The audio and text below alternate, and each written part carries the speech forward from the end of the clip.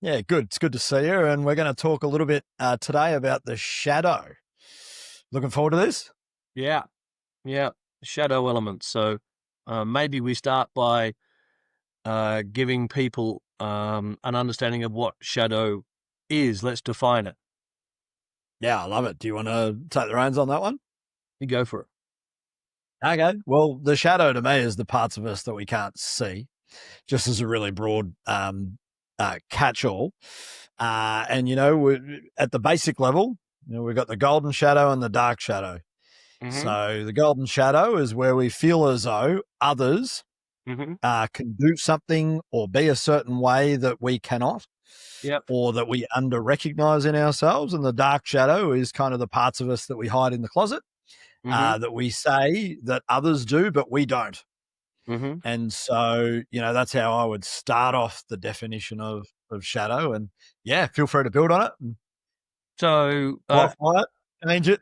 shadow is short of projection as a psychological term, and Mhm. so it's not just shadow; it's the casting of shadow. So we, Of we course. like to say when we hear someone's shadow, we like to say, it's sunny outside. And so, the shadow element of parts of ourselves that we actively resist, that we actively reject within ourselves. Now, so and I agree with the golden and dark ends of the continuum of shadow, if you like. We could cast just as much shadow on somebody we stand in awe of as we can that we find distasteful. Yeah. And so the other element of shadow that and it's from direct realization of my own shadow. Mm-hmm. I had a realization one time that that shadow does two things. Number one, it's always operating in the moment you're having the struggle. So that is it's always contextual. So you are projecting your shadow when you are projecting your shadow. You are experiencing those elements of yourself that you don't like in that moment. Yeah. So I'll give you an Yes. example. Yeah. I got into a Please lift do. with a couple of blokes one time, and they were having a good old chin wag, and I said, I'm at level 29. They have a good old chin wag, and one of them says, she's so judgmental. And the other one, and the other goes, oh, no, she is. And just before the doors open and I turn around, only him and me, those two guys and me and left. And I said, and when he said, they're so judgmental, I hate the way she judges people. I said, of course, that's a judgment on your part. And I let the doors close. And so, Mm. so in that moment, of judging that she was judging, their own shadow was running in the moment. And so Yeah, that's yeah. actually a map for finding shadow element. Yeah. And so the, X marks the spot is anything that you piss yourself off with about others, really, or anything you stand in awe in about others. That's the X marks the spot on the map. Now True. you've got to find, when at the moment when you're generating that experience, is the moment that you're doing the shadow projection. That's the Yeah. first kind of truth. The second component part of shadow is it is a part of us, and so it's a part that we have pushed away or rejected. And so, actually, for the person experiencing the shadow, it's psychologically quite healthy for them to project, because if they haven't got the ego strength to be able to Yes. handle that part, they can't integrate it. It's got nowhere else to go but Yeah. out there upon someone else. So, although it's not nice for the judgee, the person being judged, the judger is an expression of psychological health. And so those Yeah. Yeah. things are from direct experience within myself when I've not been able to face those component parts of myself that I reject within myself, and I see them in other people. Yeah, look, I think that's a fabulous setup. Thanks for sharing your view on shadow, and I'll extend it a little bit if that's okay. But I mean, just going back a little tick, I think one of the things that I see with working with business owners and executives all the time is that sometimes the team can notice the leader's shadow, and Sure. and the leader can't. And so the leader will ask something of the team, and the team will sort of sit there and say, well, you're behaving and acting and even speaking in the complete polar opposite contradiction, and you don't actually see that in yourself. Yeah. And this is one of the biggest killers of trust in teams that I see. And so I think just that is a little bit of context as to why, if you're an executive or a business owner, actually working on identifying and equalizing your shadow is super important work. So just wanted to chuck that in for a bit of context. It's the most important work. In the integral work we do, it's the cleaning up. The waking up, growing up, cleaning up, opening up, showing up. You can't show up until you've cleaned up. And so it is essential, and cleaning up is integrating is absolutely necessary for a person to move into second tier of maturity in mindset. Cleaning up is the work that will get you there fastest. It's the work of the parts of ourselves that will accelerate growth and development in the growing up. Yeah, this is a really interesting one, and I probably don't want to go too red pill. Again, I love what you shared. I respect your point of view. I have a slightly different point of view on it. I believe waking up's more important than cleaning up. From the perspective that the more you can accelerate your waking up, the less cleaning up you generally have to do. And so I say that because your awareness is much broader. And so you're generally going to see it before it even arises or gets projected. And so that's the other side of the coin that I'd like to share. And I don't think it debunks your point of view at all. I think it's additive, and different people have got different tools to integrate themselves more wholly at different times. So that's probably what I'd share. And I say that from a lens of not intending to spiritually or developmentally bypass. I just think it's the truth. And so, there's a lot in that. But if we actually just come back for a minute, tell me if you have a slightly different point of view on this. The shadow can be parts of us that we hide, repress, suppress, as you said, or we could just be completely unaware, like they're in the dark, and they come out and we're still unaware. We're not conscious that we're trying to hide things. Yeah, absolutely. And so, we always have shadow. Yep.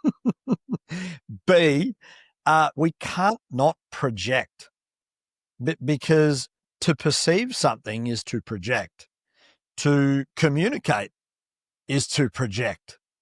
And so the question is, what's the quality of the projection we are projecting? And that's where I'd like to go with this. Not only that, do you know you're projecting is key. Oh, of course. But of course, we're going to project because we're, interestingly, and I'll kind of get into beliefs here a little bit. Please, What forms a belief is the secondary thought, because the secondary thought locks in the first thought as true. And so when we do what we call metastating, when we think about our thinking, as we think about that, the presupposition is this is true because we're thinking about it, you see. So it locks it locks this in as a belief. And then the next thought we have locks this in as, so beliefs operate at multiple levels. So, yes, you can't, you're not going to, we're always projecting. We're always projecting our beliefs in our thinking structure. So you cannot not do that. The only question is, do you know you're doing it or not? Because to the level that you know you're doing it transparently. It does not have you. You know that it is our truth, not the truth. I love that. Yeah. Would you be able to just give an example of that if people are sort of, cognitively running this through their works? Can you give us an example of, first thought and then belief as a second thought? Actually, that's the first time I've heard it, and I really like that. Well, belief is first thought. It's confirmed. So belief in and of themselves are generalizations about reality and about ourselves in reality, in relationship to reality. So we form them by validating one thought with another thought. And so when we one thought to another thought, we automatically presuppositionally validate it by thinking about it. Yeah, gotcha. So I think about my thinking. So let's say, I'm on public transport and I get on there and, someone's playing their music on speaker. Yeah. And I might be sat near them and I might not enjoy their music terribly much. And I think, Right. oh, do you have to play your music? Couldn't you have gotten some headphones? Couldn't you have gotten some headphones is now about the music, but we've left the music. Now we're about the fact that they could have got headphones, but they made the choice not to get headphones. And so they're rude. Third thought. Yeah. Now that's rudeness, right? That's the meaning that I now give to it. And I don't like rude people because I'm not a rude person. We're locking in. Every thought locks in the previous as a belief. And I love that. This is happening ad infinitum. So unless you know that you're doing it, you are constantly building beliefs in your system that will serve you in some contexts and absolutely hold you back in other contexts. Yeah, and not only hold you back, but potentially crush you.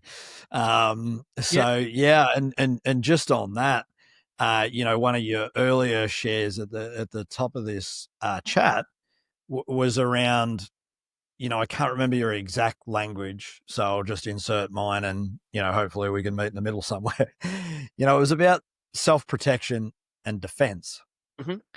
And so, the projection is probably almost the most common defensive mechanism that we've got. So, for example, someone comes at us with some language we don't like or a belief we don't like or whatever it is. And, that hits a part of us that we're sensitive and we're triggered. And then immediately we push that feeling and our belief system back onto that person so that we're no longer feeling the feeling anymore.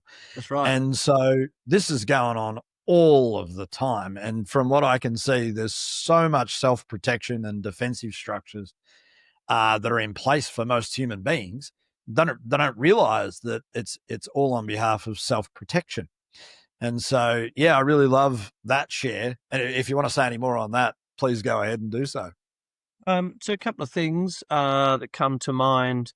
It's on behalf of defensiveness and self-protection until it's not. Then when it's not, we know we're projecting and we know it's our truth, not the truth. Yeah. And so because we can see that there are multiple truths arising simultaneously about the same thing, and we can identify as one of those truths, or we can identify as all of those truths simultaneously. When we get access to all of those truths, we're still projecting, but we know we're projecting, and we know that it might be a possibility or a probability, but it's still ability. It's still partial, right? So it's still only a truth, not the truth. In that moment, project away, because you're no longer judging. You're projecting what is the possible truth, not what is the absolute truth. That would be the first thing. Stephen Covey he interestingly, I like his books. They're okay. But I heard him interviewed on a podcast recently, and about a year ago. And one of the things he said was really interesting. And he said, we judge others by their actions and ourselves by our intentions. And so, we judge people's actions with our intentions is what that is actually saying. So we project our intentions onto other people's behaviors, but we don't do that with ourselves because we know our intentions. We don't have to mind read them, and we don't know their intentions, so we have to mind read them or communicate. Or ask. That's it. Why don't you ask them? But the truth is, like, even when you ask some people, like, it can be too dangerous to ask what's really going on or what is the genuine truth. And you might get an answer that's quite confronting. So that's why we don't. They can also lie to you. So, Of course. but here's the thing I like to do. I like to take people on face value. Yeah. But I watch them. And so I'll take them on face value, and they go, "Oh, you're a really nice guy, Jay." And then I watch them, and then they talk to somebody who comes back and goes, "Do you know they're talking shit about you?" It's like, It's like, I'm watching that, right? You're a lovely bloke, Jay, and fuck, he's an asshole, but in that, the interesting. You caught me out. You caught me out. That is that when that feedback comes back, I'll then go and I'll have a conversation, and I'll say, so I am hearing secondhand, but it is secondhand, but from reliable kind of sources. This is what you're actually thinking out there, not saying out there, thinking out there, right? But yet you're not saying that here with me. What stops you? So I'm not putting the attention on what they're doing. That's fine. Carry on and do it if you like. I got no issue with it. But when you come back to relate with me and you relate with me differently, now you're lying to yourself. And so portraying yourself, not me. So if you do have something you'd like to share that you think, I'm open to hearing or you expressing it. Otherwise, we can just stop relating. I don't mind which.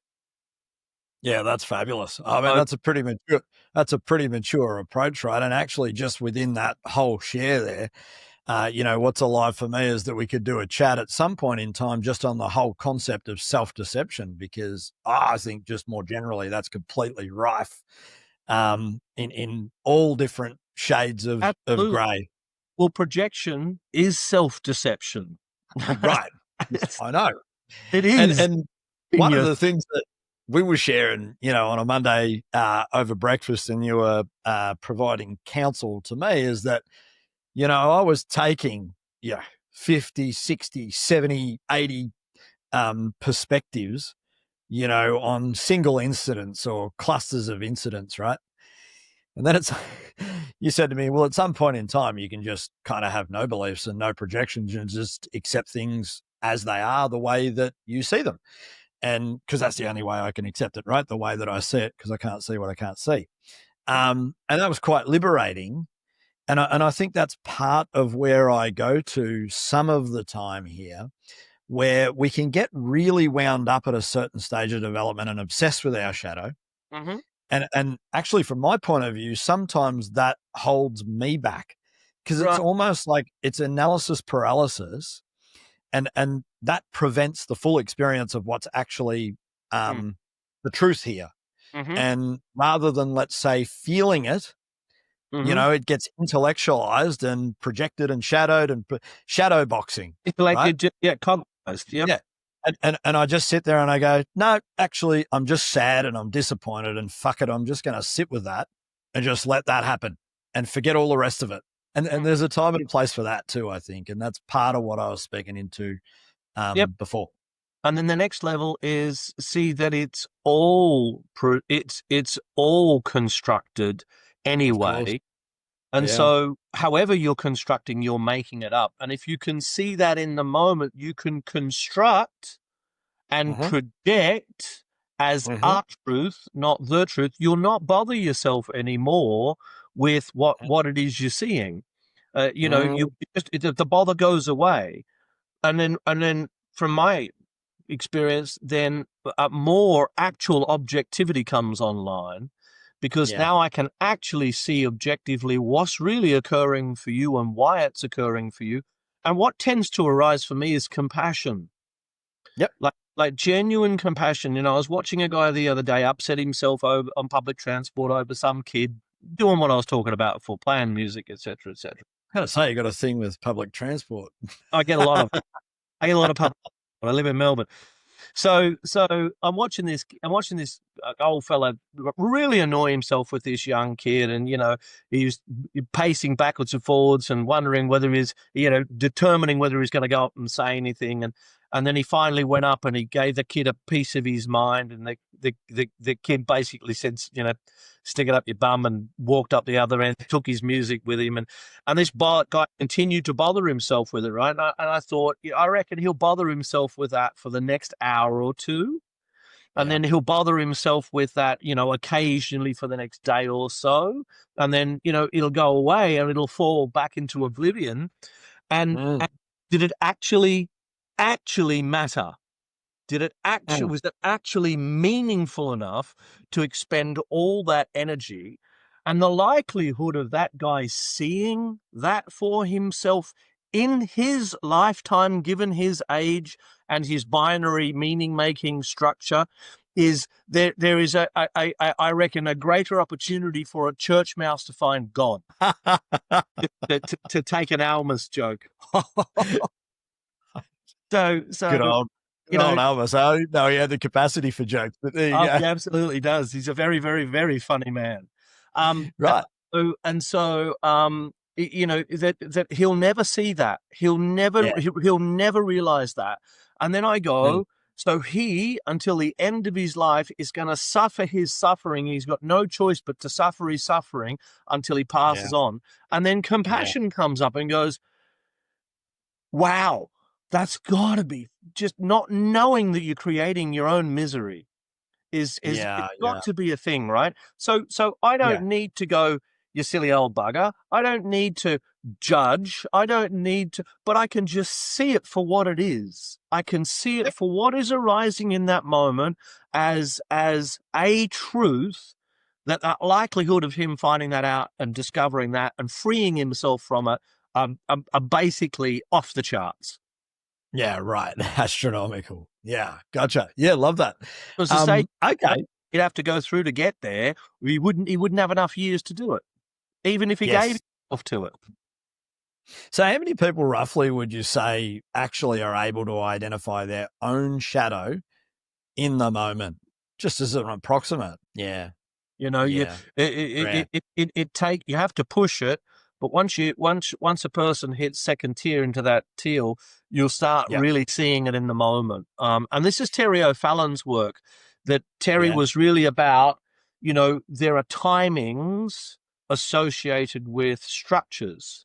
So the red starts off actually quite present. Yeah, and they're focused on what's present.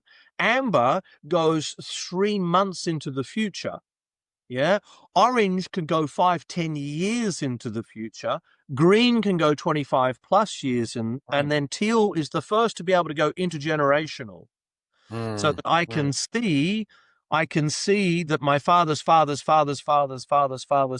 meme through me can also be stopped by me and not be passed through any longer. Right. Or I can meme it to my children, who they'll meme it to their children, and it'll continue intergenerationally. And I can see that. So teal has the capacity to see quite literally intergenerationally for about 1,000 years in its thinking. 1,000. Okay. Yeah. Gotcha. And so, what's really interesting for me is that, 25-30% of people are, in that postmodern zone, or what you called green earlier. And, typically what happens there is they can't see the shadow of the self. So they can see, what's going on in others quite well. Usually a lot of people that are having postmodern consciousness are really, really hot on their shadow work. But the unfortunate thing is they're missing the most important person in the whole equation, which is themselves. And so, the classic example I always use is, for example, the Just Stop Oil protesters who are out there on the streets of London and everywhere. And they're saying, okay, we've got the capacity to take a, 50, 100-year view. We don't want fossil fuels in the atmosphere. And so we're going to tell everyone else how they need to behave while we sit there in our polyester anoraks. Yeah. And they've just got no awareness of how they're adopting the beliefs that they're rejecting. And so all those Facebook posts out there of guys, talk about, so this is a vegan plastic belt, and this is a leather made from animal hide, and you think this is a burrow, and they go, yeah, and then you go, are you aware of how they make these? And so Right. I would say that the shadow begins to get stronger and stronger as we go through the stages, and when it hits green, it's we're casting an Empire State Building level of shadow. Yeah, 100%. And if we go too much further down the line on this particular part of the discussion, Jay, I'm probably likely to show some of my green shadow, as in my judgmental side, which, by the way, I fully own. And then for me, the really final chunk of what we're talking about is responsibility. And you were talking about, that my words, we can't really take responsibility for what we can't see. And so that the other aspect of compassion is knowing that people can't see their shadow. That's why it's shadow. And so they can't see that they can't see it, and they can't see it. Yep. And so that's where more compassion comes on a line. That doesn't stop me from time to time pointing at their shadow and going, well, let me just check in. What are you doing right now? Yeah, exactly. And that's, as you say, that can be like it could be a punch in the guts, but it's true. It's like, what are you doing right now? Are you not judging? Yeah. Love it. And then they'll go, well, that's a judgment too. And I go, I recognize my judgment. Do you? Yeah, right. Hey, it's like, or it might be a discernment where I'm just not charged by it. And so, actually, a couple of questions for you, and then I'll share one last thing. I'd love to hear your point of view on this. I know we touched on it in one of our catch-ups a while back. So do you believe that you can have shadow and projection in operation where there's no triggers? Yes. So if you know that, so yes and no. Yes, if you know that you're projecting it as a possibility or a probability, but you also know that the opposite may well be true, or that somewhere on that continuum may well be true, then you project with integrity. So so it's a bit like judgment, right? Judgment can be binary, and most judgment is binary. But judgment doesn't have to be binary. Judgment can be expressed in a continuum way. I could still judge and go, I'm fairly sure that's accurate, but I'm okay being wrong. Right, exactly. So you can kind of have judgment with a charge, or you can have judgment without a charge, and you can have judgment in 50 Shades of Grey, which would otherwise be known as discernment. And the more shades of grey we've got, the more objectified we are to reality as it is. And so, I do see a lot of coaches even really try and reduce these things down. They're quite complex concepts. And, they'll say the shadow and projection's only in operation when we're triggered, and it's just not true. It's just flat out not true. Well, in the binary nature of it, in that it can't be absolutistically true, but there is some truth in it. There's some truth in it, of course. Yeah, of course there's some truth. Absolute. It's easy to notice. Yeah, means that in their thinking, it's coming from an earlier stage of development. So it's like I can also see that you can't see that. Yeah, totally. So now I don't have to say anything. Well, yeah. Nothing to There'd be said. No point. Well, there's just nothing to be said, right? Because I can see that they can't see it. And for me to point them out, just sends them into a tailspin that they can't avoid. Then I am responsible then, from my perspective, for acting with some integrity on what I can see. Yeah, fabulous. Yeah, I love it. So there's one last thing that I'd love to just throw on the table too. And we've gone pretty advanced and pretty complicated today. So I'll be really curious to see what people think in the comments, and, let us know what your views are on shadow and projection. What you're working on, what your leading edge and blocks are. I'd love to hear in the comments, There's a term that's thrown around in Jungian work, which is called projective identification. Slightly different to projection, but really based on projection. And, I'll probably bastardize this as I express it. But essentially, the reason why I wanted to share this one is the way that I like to think about it is it's like it's a sticky belief.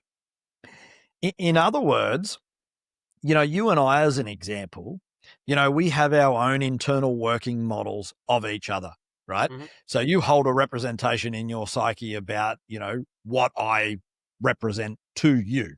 Yeah. And you really told.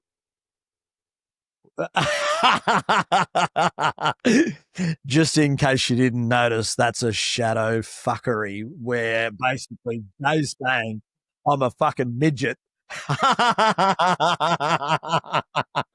And look at the color of beetroot red. Funny man. You are a funny mate. You started it, I ended it. And so projective identification, we've got to have the continuum, right? So projective identification, it's kind of like when you form a belief that is protective within you and you cast that belief out and assign it to the other person, which is the projection, right? Mm-hmm. But then you hold that belief as a fixation in your internal working model of the other. Yeah. And so I'll give you a classic example of this. I've had this, where someone has said to me, well, Andrew, you have self-worth problems. And I'm sitting there and I'm like, oh, well, that's really interesting. I don't have that experience of myself. Maybe it's true, maybe it's not. From my internal evaluation, that's not really a phenomena that I play with myself. Mm.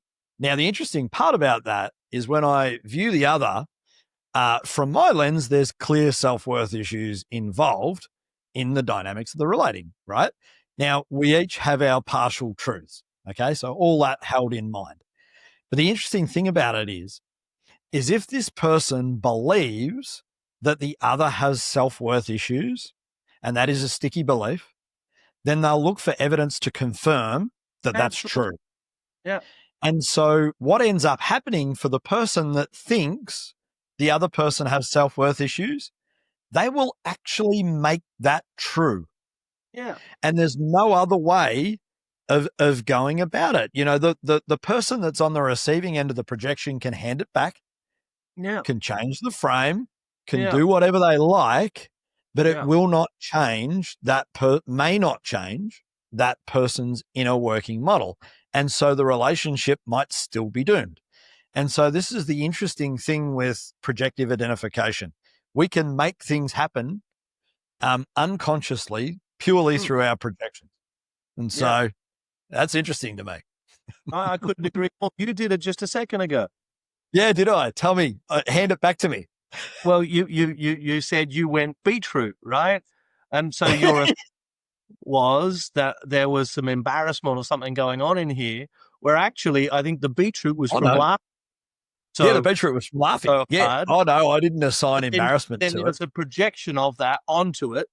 And we do that all the time. It's not uncommon. It's happening on a moment. I just noticed you had a red face, and mine was starting to go red too in rapport with you. I didn't assign embarrassment because it's actually not a trait that I've really come to know in you yet. Yeah, not much there. Oh, fabulous.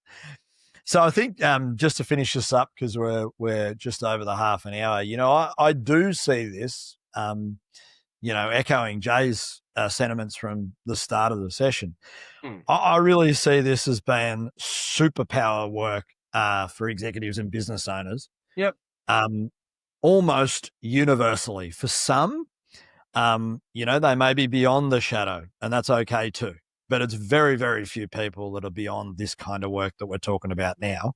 Yeah. And this really unlocks, a whole world. I mean, I remember that I used to have a big shadow, just to be totally honest with a practical example from my career.